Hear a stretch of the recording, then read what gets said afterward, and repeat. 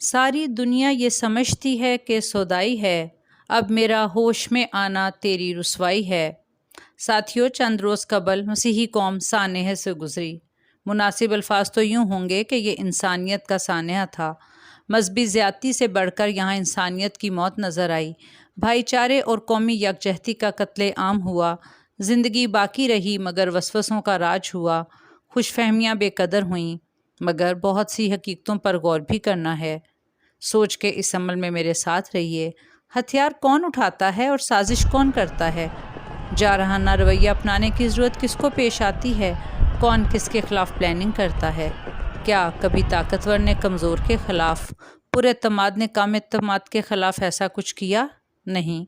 ہاں، جو اندرونی طور پر کمزور ہو، روحانی کم سنی اور کھوکھلے پن کا شکار ہو، وہ ایک مضبوط اور مستحکم کے خلاف ضرور سوچے گا اور اپنی توانائیاں صرف کرے گا۔ مسیحیوں کے خلاف سازشی پلان، بے شک وہ تعداد میں کم، تعلیم میں کمزور، معاشی لحاظ سے مستحکم نہیں ہیں، پھر بھی غیر قومیں کیوں خوف زدہ ہیں؟ قومیں کس لیے طیش میں ہیں اور لوگ کیوں باطل خیال باندھتے ہیں؟ خداوند اور اس کے مسیح کے خلاف زمین کے بادشاہ سرفرائی کرتے ہیں۔ اس کی وجہ زندگی بخش پیغام ہے جو زندگی دیتا ہے اور کثرت سے دیتا ہے۔ وہ کردار کی مضبوطی جو ہمیں ہر پیشے میں قائم اور دیانتدار رکھتی ہے۔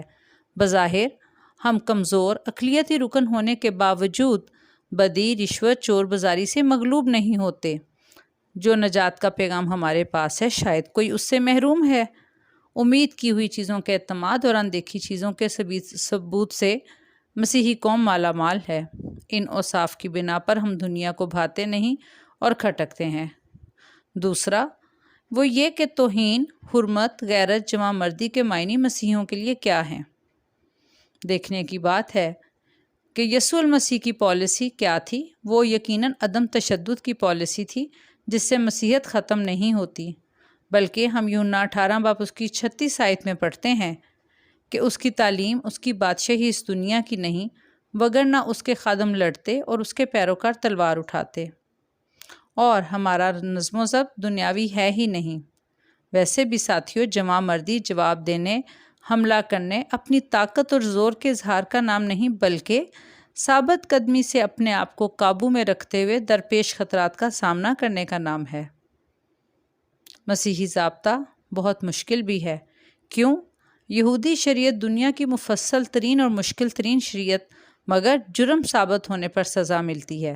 مگر جہاں سوچ پر بھی پیرا ہو، اس شرع کے بارے میں آپ کیا کہیں گے؟ جو نیکی کرنا جانتا ہے اور نہیں کرتا، اس کے واسطے یہ گناہ ہے۔ ہاں، رہی بات آگ لگانے کی، ایذا رسانی کی، جلاؤ گھراؤ کی، تو یہ تو ابتدا سے ہوتا رہا۔ پہلی صدی کا ظلم اور مسیحیوں سے نفرت تاریخ کا حصہ ہے اور ضرب المثل ہے۔ مگر where there is threat there is opportunity۔ ہمارے اپنوں نے جرمنی میں لاکھوں کی تعداد میں بائبلز چلائیں، ترجمہ کرنے پر لوگوں کو شہید کیا گیا، مگر خدا کا کلام زندہ اور جاوید رہا۔ حاکم رومی ہو یا یونانی یا پھر آج کے، مسیحیت کو ہمیشہ خطرات رہے۔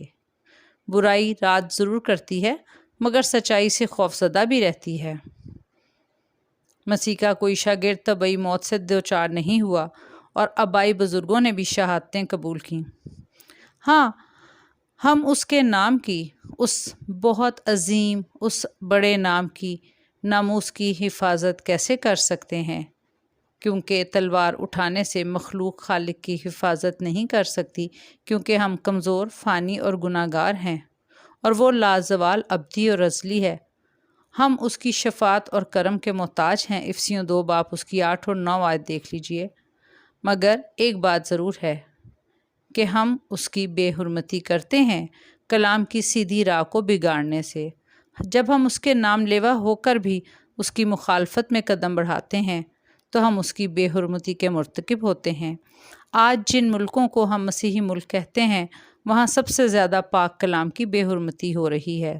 سکول سے بائبلز ختم، بائبل مخالف قوانین کی منظوری۔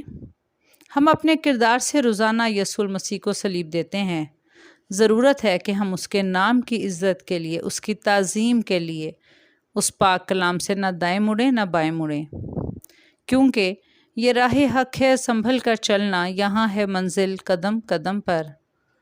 ساتھیوں، اس طرح کے حادثات میں سانحات میں ہمارا رویہ اور برتاؤ یرمیہ 29 باب اس کی 7 آیت والا ہونا چاہیے کہ جب بنی اسرائیل اسیری میں تھے ان کو ہدایت کی گئی کہ اس شہر کی خیر مناؤ، اس کے لیے خداوند سے دعا کرو کیونکہ اس کی سلامتی میں تمہاری سلامتی ہوگی، اور جب لوگ ہمیں اس کے سبب سے لعن طعن کریں اور ستائیں تو تم مبارک ہوگے۔